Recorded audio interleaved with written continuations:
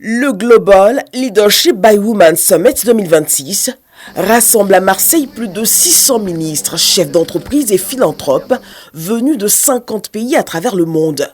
Son but est simple, s'appuyer sur le leadership des femmes pour transformer la gouvernance mondiale et répondre aux défis économiques, technologiques et géopolitiques.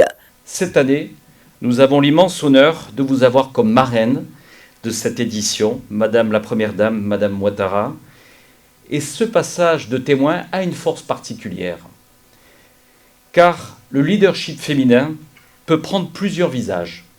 Celui du courage face à la guerre, mais aussi celui de la patience, de la transmission, de l'éducation et de l'engagement quotidien auprès des enfants. Madame la Première Dame, votre parcours raconte cela. Il raconte l'histoire d'une femme qui relie les mondes et qui relie l'Europe et l'Afrique. Les cultures, les générations, la réussite personnelle et la responsabilité collective. Ce lundi à Marseille, la première dame de Côte d'Ivoire, Dominique Ouattara, présidente de la fondation Children of Africa, était invitée à se prononcer sur le thème « Les fondations, nouveaux lieux où se construisent le bien commun dans un monde fragmenté ». En créant la fondation Children of Africa, j'avais la ferme volonté de venir en aide aux jeunes enfants oubliés dans les rues. À cette époque, j'étais déjà convaincue que pour s'épanouir, notre jeunesse avait besoin d'un cadre adéquat. L'occasion pour l'épouse du chef de l'État ivoirien de présenter les réalisations de sa fondation et leur impact concret. En 2018, nous avons construit et équipé l'hôpital Mère-Enfant de Bingerville, qui est un établissement de dernière génération spécialisé dans les soins de la mère et de l'enfant.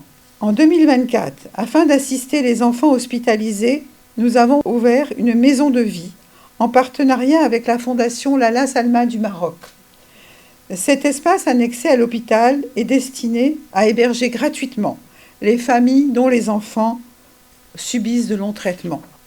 Je préside depuis 2011 le Comité national de lutte contre la traite, l'exploitation et le travail des enfants, en partenariat avec les organisations du système des Nations Unies, ainsi que les ONG nationales engagées pour la protection des enfants. Cette action commune, suivie de près par le Bureau du travail américain, permet de soustraire nos enfants de la traite et de l'exploitation dans nos plantations notamment. Aujourd'hui, la Fondation s'apprête à construire une maison de la jeunesse afin d'accueillir nos jeunes pour leur offrir un cadre d'épanouissement socio-culturel répondant à leur centre d'intérêt. Convaincu que l'avenir des enfants est indissociable à celui des femmes, Dominique Ouattara a évoqué le fonds d'appui aux femmes de Côte d'Ivoire qui a permis à près de 2 millions de personnes de sortir de la pauvreté grâce au microcrédit. Elle a également mis en lumière la création de la Maison des femmes Safe Home d'Adiaké, dédiée à l'accueil et à la reconstruction des femmes et jeunes filles victimes de violences.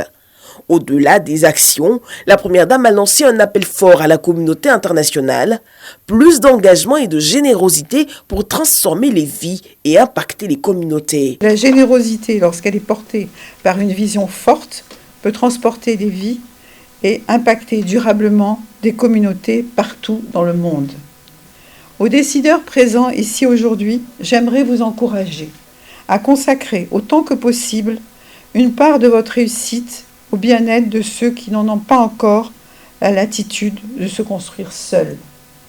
Car il n'y a pas de petits gestes d'avenir, il n'y a que des grandes nations humaines à construire. Notons que le Global Leadership by Women Summit 2026 est un sommet international placé sous le parrainage de la Commission européenne, organisé par la Fondation CMA-CGM.